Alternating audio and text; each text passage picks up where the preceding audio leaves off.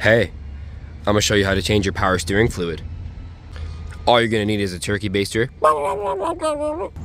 and an automatic transmission fluid.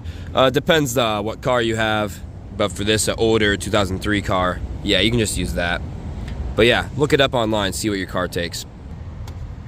All right, no cap. Oh, that little thing too.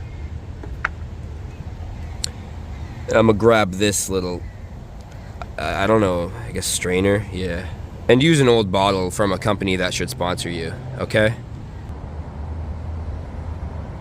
Oh, God.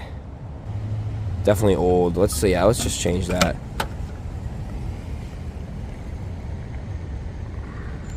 All right, I got a lot of sludge out. So now you just fill her back up with some tranny fluid. Now just turn the car on and bring it around town a bit to get the new fluid in there. Now you can pump again to really clean it out, which I will do, but it's personal preference. Depends how much time you got. I mean, it takes 5 minutes to do this, so just do it. Check that out.